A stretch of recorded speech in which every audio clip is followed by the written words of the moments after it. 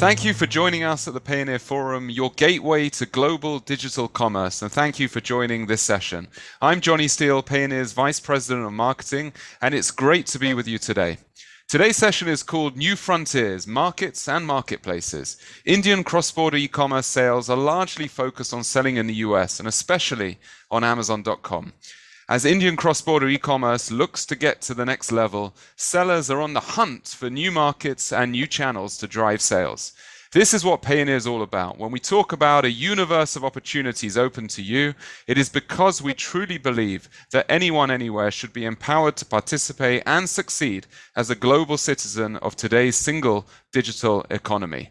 I'm joined on this panel by colleagues from around the world. Payoneer has leaders and local teams in over 25 locations worldwide, with insider knowledge of how businesses elsewhere in the world can capitalize on the opportunity offered there. In this session, we will talk about consumer demand, that these new frontiers with the goal of enlightening you about the markets and marketplaces in Europe, Southeast Asia, and Australia.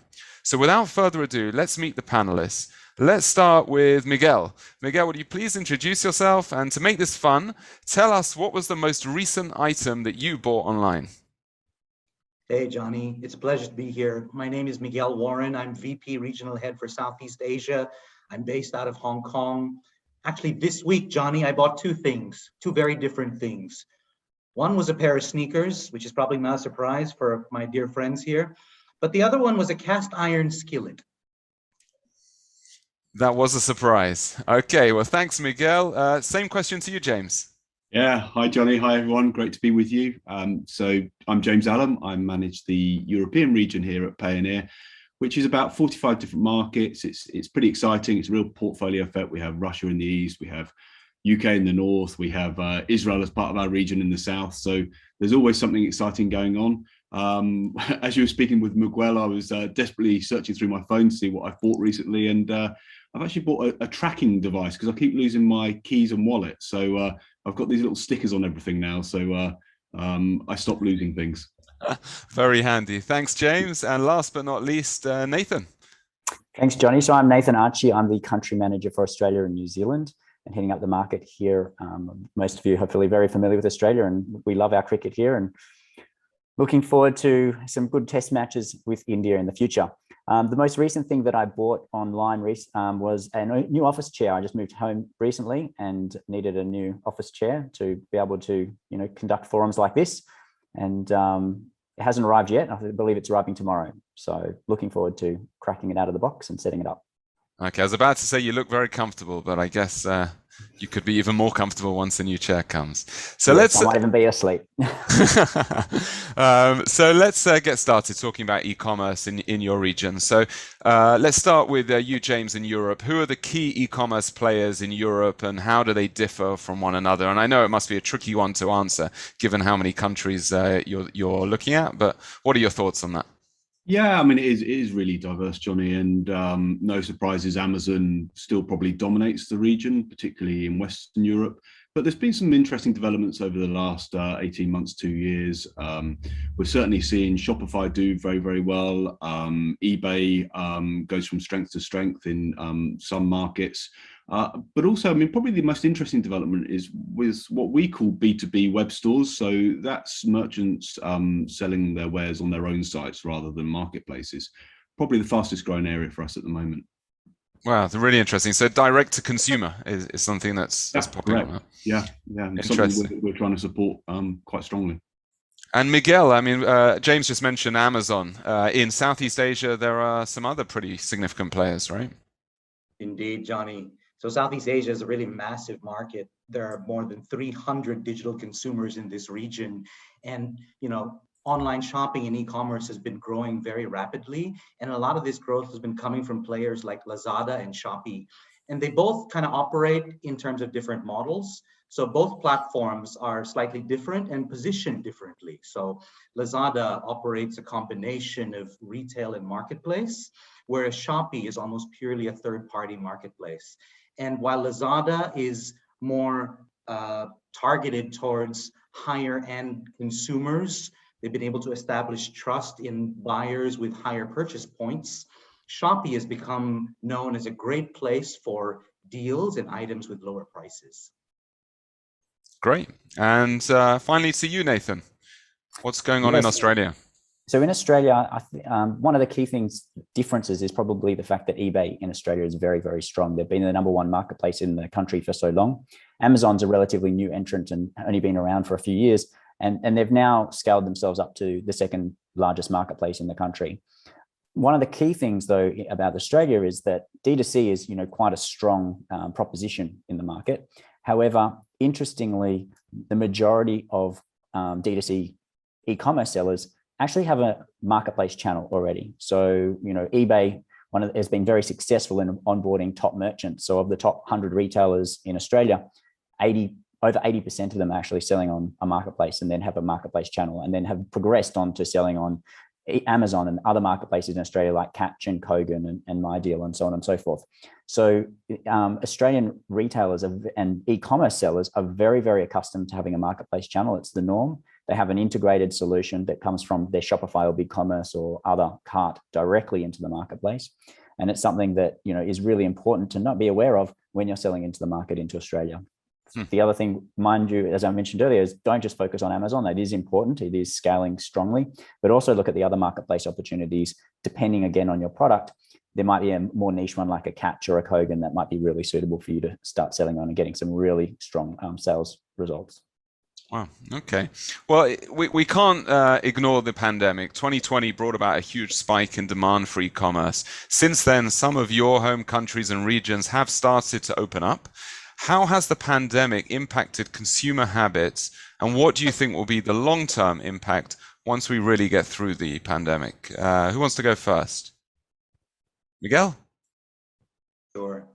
So I'm from the Philippines, Johnny, and in the Philippines, a weekend is normally spent walking through the mall, window shopping, maybe getting a meal. And, when COVID hit, basically offline retail was non-existent, right? Many people were stuck at home. And it really started this whole what can I do and what can I window shop online? And in fact, according to a recent study done by Bain & Company, Southeast Asian consumers are now really open to discovery of new products and services. And 65% of them actually don't know what they're going to buy before they come online. And they're going through many sites, right? Window shopping, shopping online, more than 7 websites before making a purchase decision. It's really going to be changing, I think, the way we buy products, the way we search for products in the future. And people are getting much more used to e-commerce instead of going down to your local store or mall. Really interesting. And Nathan, do you feel that there's been a change in the interesting categories? Are some categories growing stronger? And do you think that will stick even once the pandemic passes? Look, I guess in Australia, it's been a tale of two cities almost. And depending on where you live in the country, you've either been locked down, like, for example, in Victoria and Melbourne, where it's been the most locked down city or region in the world, pretty much. I think they broke the world record for the most amount of days in lockdown, over 290 odd days. Whereas you've got cities, in areas like Brisbane or Perth that haven't had any lockdown at all, and everything's been as normal with almost 0 cases of COVID. So it really depends on where you lived in terms of what e-commerce looks like from it has grown substantially everywhere because obviously there's been limited travel, but it has, impacted what that looks like. And now that, COVID everyone's come out of lockdown, there's a little bit of softening in terms of retail, as people are starting to spend on experiences and food and hospitality and so on and so forth. But in terms of category specifically, we did see a significant increase in home and garden, those types of products, fitness products. People were, doing more fitness at home. The trend, as we're sort of coming out of it at the moment, hasn't shifted too much. I think there's still, a lot of focus on people in the next 12 months will be, how do I improve my home and renovate and so on and so forth. So there'll be a lot of money still being spent on the home. And so if you're in that category, that'll be something that'll be relatively critical. And then we're also seeing now a little bit of an uptick in fashion as well, as people are starting to come out and, get out of their active wear that they've been wearing around the house for so long and start to, mingle a little bit more. And there's now demand for, new season clothing as we're moving into summer here to start enjoying that and catching up with friends. So if you're in those sorts of industries, I think there's a lot of opportunity in the coming 12 months. And I think there's definitely a big opportunity there for Indian merchants who've got that strength and reputation in home and soft furnishings, right? Exactly. And there's a number of specific marketplaces targeting those types of products, like Temple and Webster, which has grown exponentially in the country as well. That's also interesting to look at. Thanks. And James, in Europe and in your home country, the UK, things have really opened up. It's hard to sort of feel too many restrictions anymore. So maybe you can share, like, have people gone back to their old shopping habits, back onto the high street and the shopping centres, the malls, or is online really at a new level, and is it going to stick? Yeah, I mean, a bit of a combination of all that, Johnny. We're lucky we've seen strong double-digit growth in all markets this year, but certain categories and areas have slowed down a little bit. I think that's mainly same global trends everyone's noticing around fulfillment and catch up as production opens up again. But yeah, there's a lot of stickiness. I mean, there was a lot of customer acquisition last year that they've stayed with it. I mean, I think this time last year at the same forum, I was talking about my parents driving me mad, keep texting me requirements for me to order them things on Amazon Prime. Well, I'm happy they've now got their own Amazon Prime, and every time I visit them, they've got something else new for furniture or for the garden. And I think that's quite indicative of a whole new generation digitally enabled now. Absolutely true. And my mum just turned 70 and got herself for the first time an iPad. So I'm pretty sure that once Amazon and other shopping apps are downloaded onto our iPad, that will certainly be reflected in the quarterly reporting for Amazon when they see this massive spike in the e-commerce from the UK. So thanks for that one. Let's talk a bit about cross-border. What's the attitude towards cross-border e-commerce in your regions? And what are consumers looking for when they buy from merchants in other countries? And maybe the question is even a bit more subtle than that. Like, are customers even aware that they're shopping cross-border today? Nathan, why don't you go first? Look, it's a great question. I think it depends on, where they're buying. If they're buying D2C, then generally they do know that they're buying cross-border because they're engaging with that merchant more specifically. If they're buying from a marketplace, in some cases they do know and they are aware. Again, it depends on how it's listed. If you're selling on eBay, for example, there's the ability to list directly on the site actively and list on ebay.com.au rather than necessarily listing on their global site and then sending products in, which gives you a little bit of better result in search. So sometimes, again, if you're listing on .com.au and you might have a 3PL arrangement and you've got your products localized in Australia, you could actually look to a consumer that you're selling locally. And there are a lot of merchants from other markets, specifically China, that do that, and they use warehousing facilities to be able to enable that. And that's something that gives them a much higher traction in terms of sales. Australians are happy to buy things overseas and buy cross-border. It does just depend on what they are looking for and looking specifically. So if it's home furnishings, it would be something that they would be looking to get overseas, because if they can find something that looks great from a quality perspective and it is high quality and they're able to bring it in much cheaper than they can buy it locally, then they will be happy to do that. So it comes down to quality and price that are sort of the two key decision-making profiles. And the third area that is kind of critical is shipping speed. So, if there's a significant shipping, if you're looking at comparing two items, one of them is, $5 cheaper than the other one, but it's going to arrive, tomorrow, or, so the cheaper one's going to arrive in 2 weeks and the other one would arrive tomorrow. People are happy to pay the extra $5 to get it, tomorrow. So if we think of that as quality and speed, James, do you think there's something also that consumers are looking for, a unique experience, a product that maybe isn't found everywhere and something that you can only get from cross-border? I think I'd probably agree with Nathan. I mean, I really don't think consumers are even aware of it. And, if I to go down to my local high street now and buy something and the product isn't quite right, I'm going to be phoning a call center probably in India anyway. So we've been used to that in Europe for a number of years. I guess the pandemic, we know it accelerated digital adoption, and that's been a real leveler in terms of, the very fact we're chatting now thousands of miles apart, I think is just kind of another example of how it's kind of democratized everything. And it's exactly the same with e-commerce. It just given people access to goods and services that they perhaps previously weren't able to reach. And Miguel, if I could take you on to talk a little bit about the Indian diaspora in the region, is it a strong market? Are they looking for products from back home and looking to the e-commerce marketplaces to be able to get them more easily? So, Johnny, in my region, there's Singapore and Malaysia, which have almost 10% of the respective populations that are part of the Indian diaspora. And, I myself see them, like myself as a Filipino living outside of my home country. I understand that they're looking to connect with products that remind them of home. And definitely there are specialty marketplaces, and there are even, B2B or D2C opportunities where many of these merchants are already tapping into this segment of customer in these countries, especially in countries like Singapore and Malaysia, where logistics and the fulfillment infrastructure is much more developed than, say, in countries like the Philippines or Indonesia, where there are still some challenges when it comes to cross-border shopping. And James, if I could take that question a bit further forward, so not only the Indian diaspora in the UK and other parts of Europe, but whether they're members of the diaspora or just members of the wider population, are they looking for Indian products? Do Indian products have some sort of reputation that is growing in the market?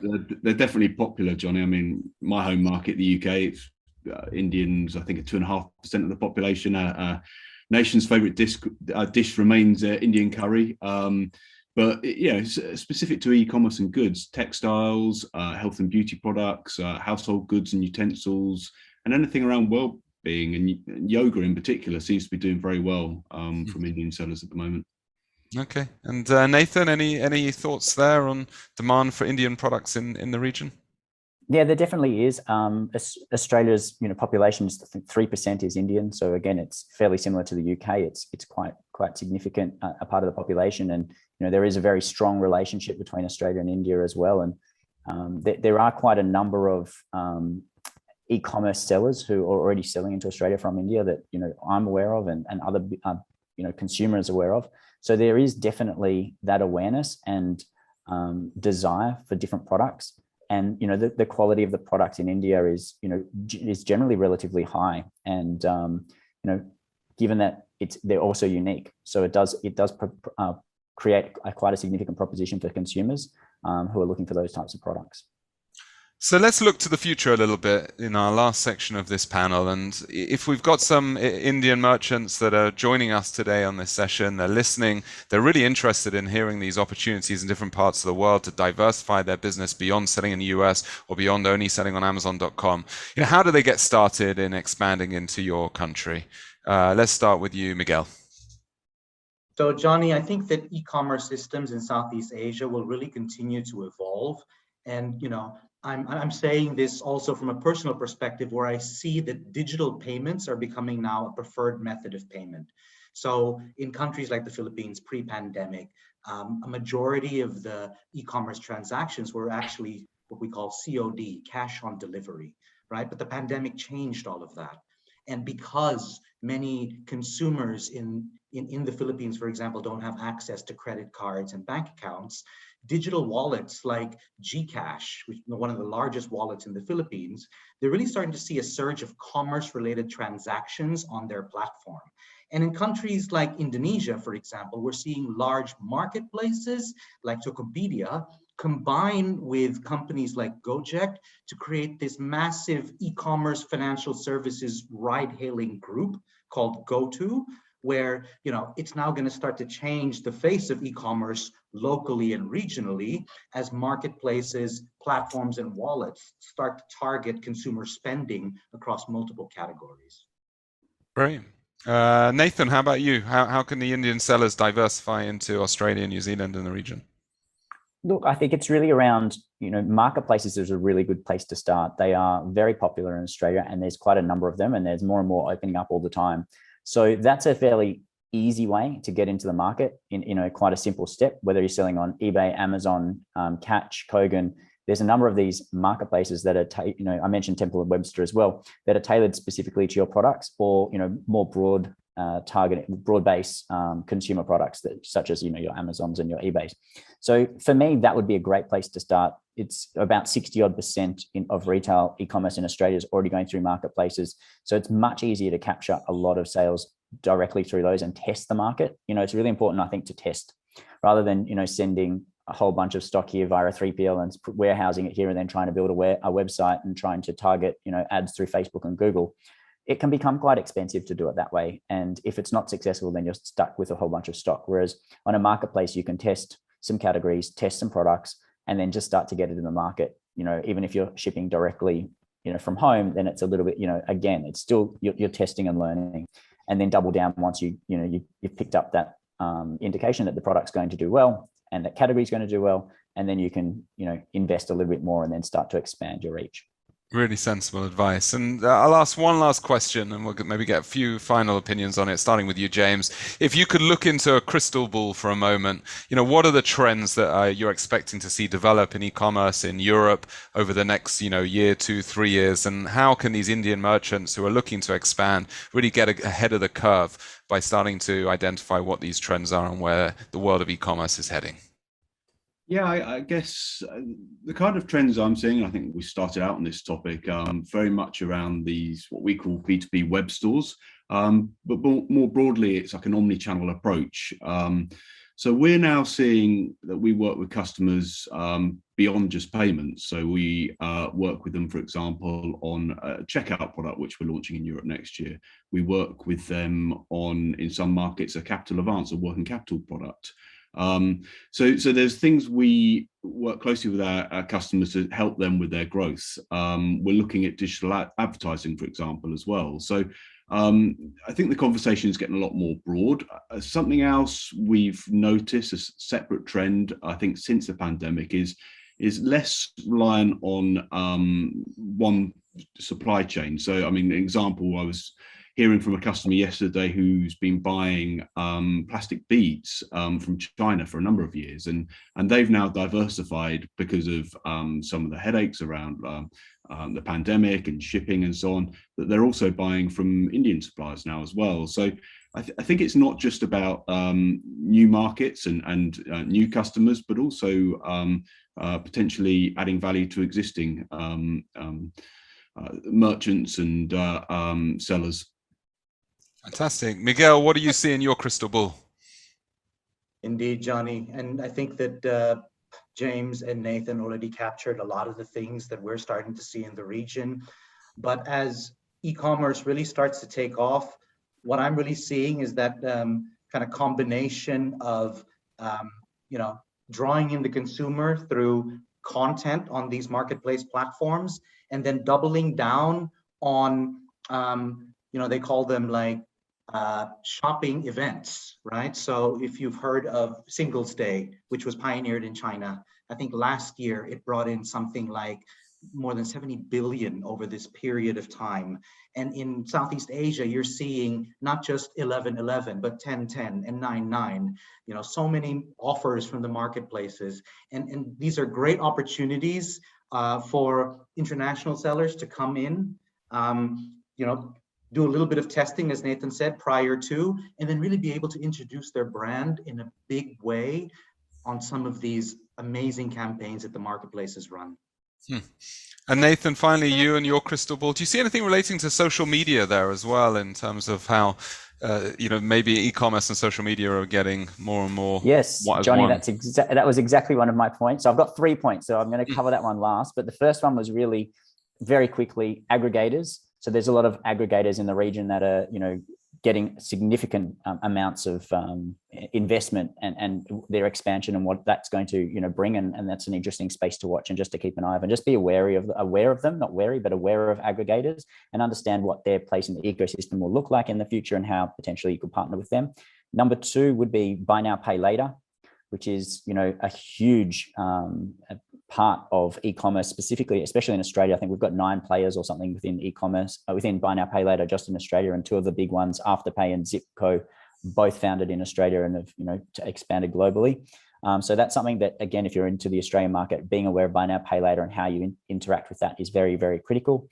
And the third one, just answering your question, is that convergence within social media and e-commerce. And I think, the relationship that was announced recently between TikTok and Shopify, for example, where, there's an integrated cart solution, is really where it's heading. Miguel also mentioned content. It's how do you create that content that consumers can consume, and then able to make purchases directly from said content. And that's, for me, ultimately where things are going to head. It's that, watching TV, there's already technology where you can watch something on Netflix, and then you'll be able to buy and interact directly with, the products, for example, that are available on said content.